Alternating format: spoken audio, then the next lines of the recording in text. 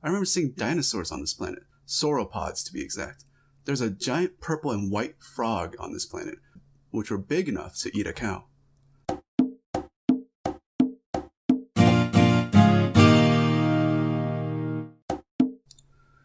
Hey everyone, welcome to the Let's Dream podcast. This is going to be episode 31. This is your host Lee, and we have the lovely...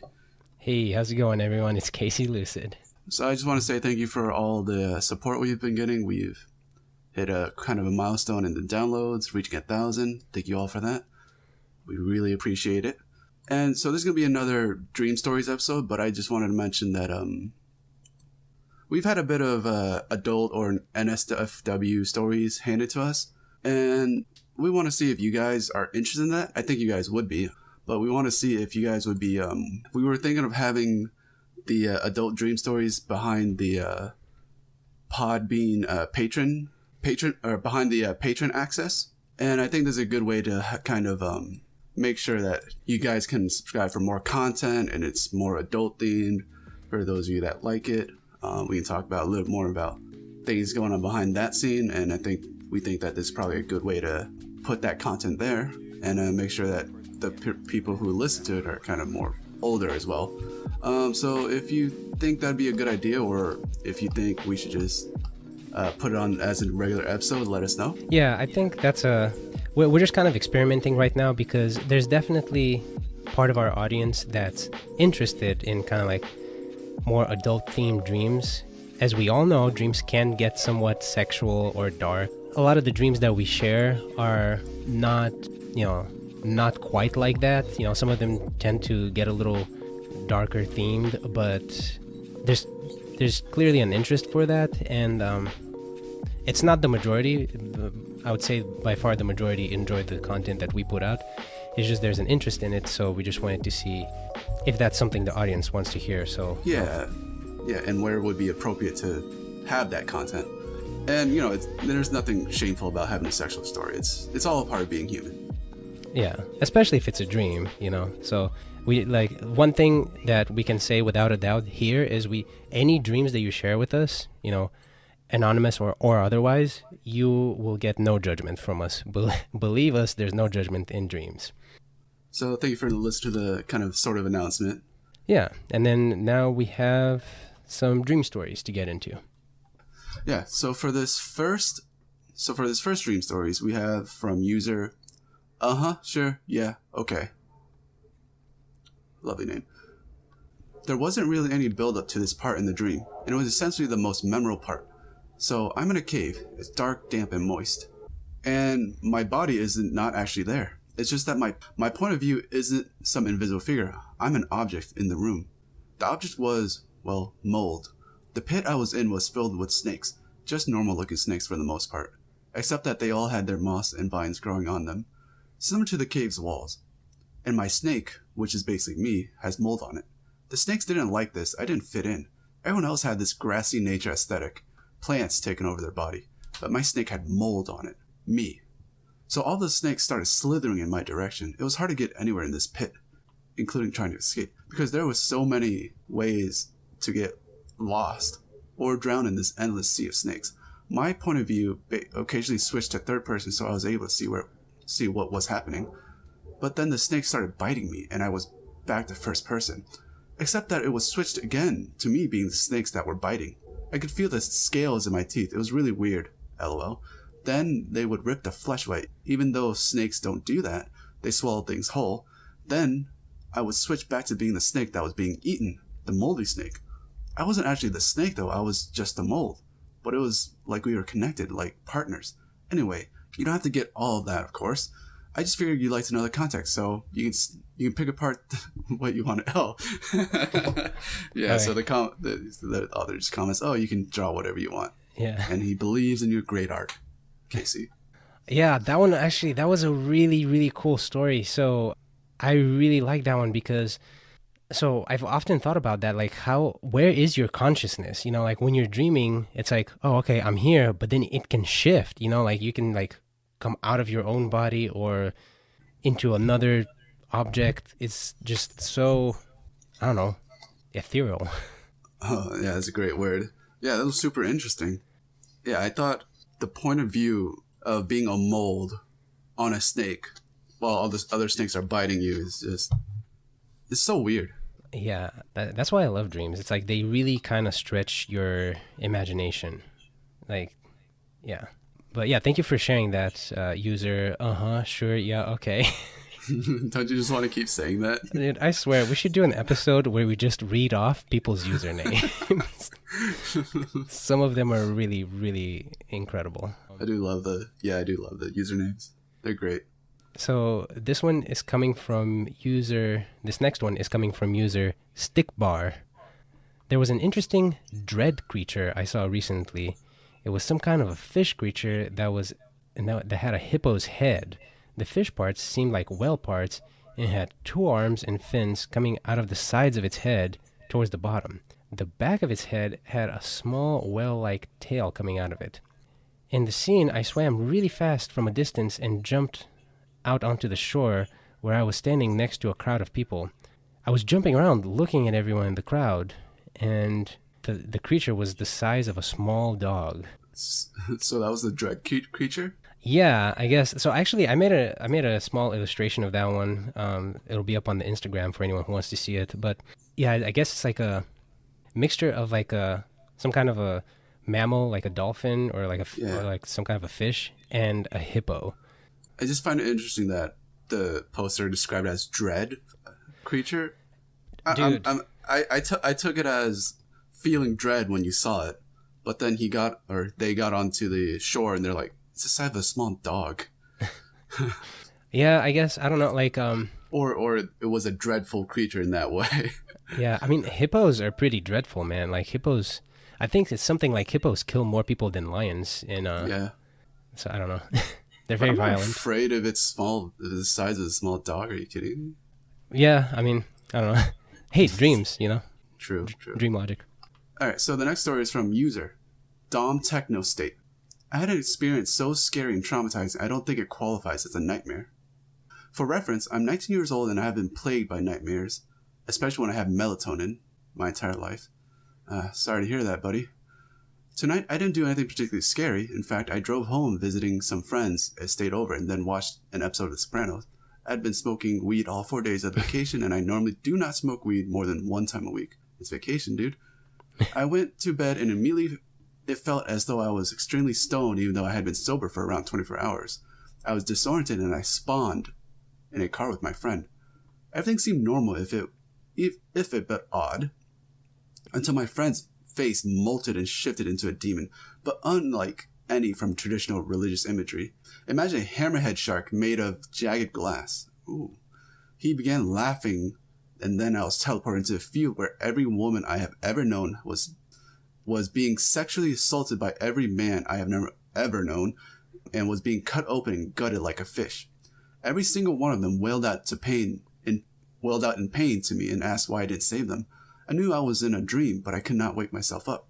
For what felt like 10,000 years, I was sexually assaulted and beaten with glass, but I could not die. Then the moment I started to give up and accept my fate, the devil, or whoever was orchestrating this, planted the seed of hope and transported me into a new setting. I was woken up within the dream, and I was with that same friend's girlfriend who asked if everything was okay. As I explained what happened, her face molted in the same demon from earlier, and I was tortured for what it felt like 100,000 years. This pattern continued with people I trust more and more until my own mother molted into a demon, and I began repenting for my sins and begging God for forgiveness. While I burned for 1,000,000 years, God hurled me about 100 feet into the air and slammed me to the ground, shoving bits of broken glass into my throat. I finally woke up in reality. I did not believe it was real, and I had to wake up my girlfriend and ruin her sleep at 3:30 a.m. on a Thursday to confirm that I wasn't in hell. I sincerely hope I have never have another experience in my life similar to this. It was absolutely petrifying, and I'm afraid to go back to sleep. I compare it to the plot of I Have No Mouth, and I Must Scream, if that rings a bell for you, for any of you. Whoa. That is rough, man. I am so sorry. Yeah, geez. I don't think it qualifies as a nightmare. That's straight like limbo and like torture. Yeah, that's like a terror. There's like a level up from nightmare. I don't know what that would be. That wasn't a nightmare. That was like a night Mustang. Oh, jeez. But I like the fact that he pointed out about the time dilation. You know how it can feel like infinity, like. Yeah.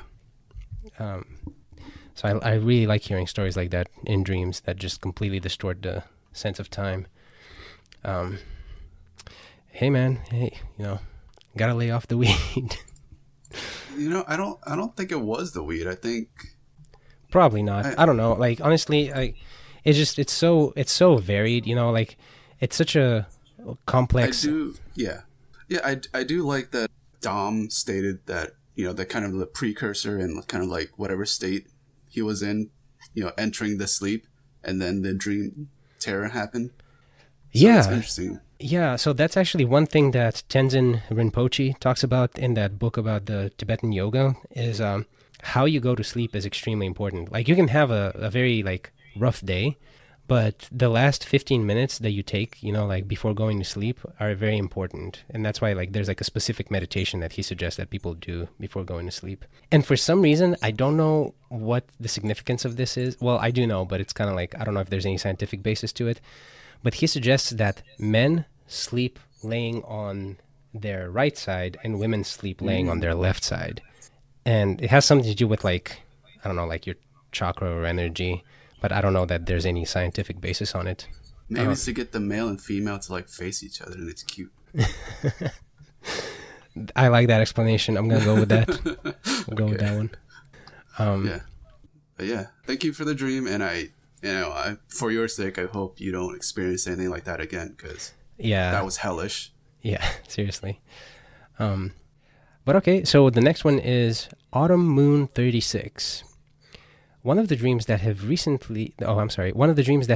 stuck with me was probably the strangest nightmare I've ever had. This was a recurring dream that happened almost every day for a couple of weeks back when I was around 6 to 10 years old.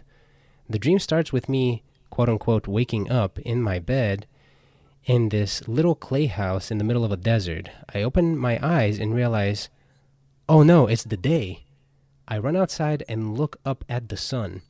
And as expected, it's green. The green sun rains acid pizza, and you can't see the pizza coming from the sky. I just knew it came from it somehow. The dream would then have me run around in and out of other clay houses in my village, avoiding the pizza. I don't remember much about specific events. However, I do specifically remember the only non-clay house structure was a short metal water tower looking thing that was completely coated in acid pizza on the inside, with 2 doorways and a path going through the middle. This was the only quote-unquote safe spot because the pizza rained less frequently inside, but it wasn't completely safe. Then I would either get hit by pizza, die and wake up, or just wake up after some time running. That sounds like another hellish limbo as well. Yeah, except different. Except you get hit by pizza and die, and then repeat. I wonder if this dreamer really, really loves pizza, but gets like acid reflux or something. Oh man. Yeah. Don't get Pizza Hut pizza though. That's the greasiest pizza. That's all I can say.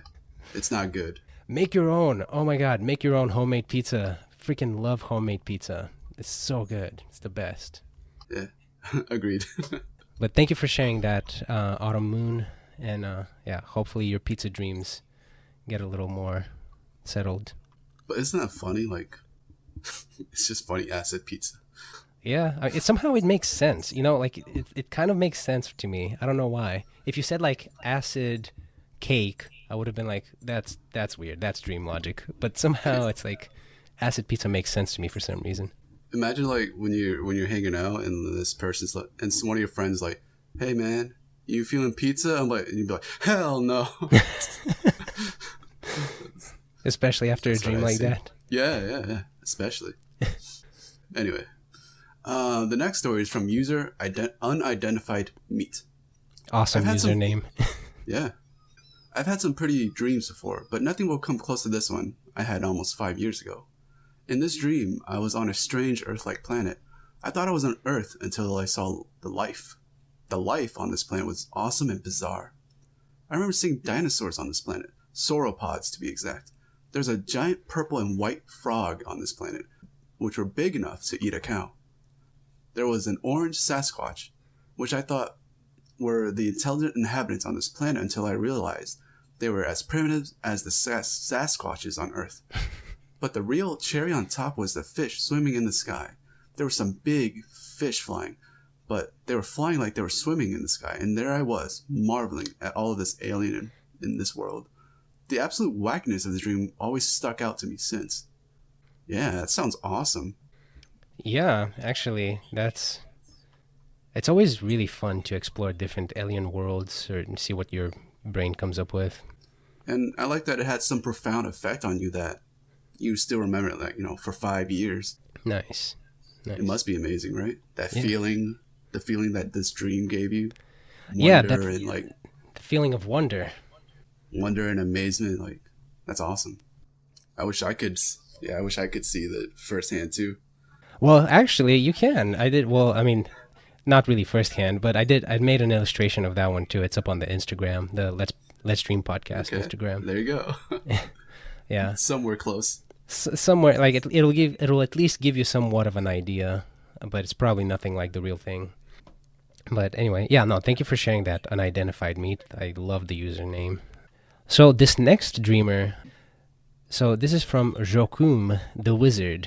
So this is a returning user, and I actually liked his dreams so much. We ended up interviewing him. I'll be posting that interview later on this week. Very interesting person. Awesome. You guys will probably enjoy listening to them talk about dreams. But this dream goes, here's another one I just remembered. Me and my family were on a road trip through a desert, and then our car broke down in the middle of nowhere. So my dad decides the best course of action is to pick up the car and promptly throw it hundreds of feet at a time. We catch up to the car, and then he throws it again.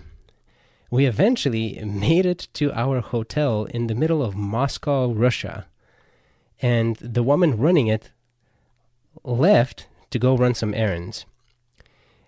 Within said hotel was a music shop filled exclusively with balaikas, big ones and tiny ones. I distinctly remember considering stealing one when she came back. Then after checking in, we were headed to our room.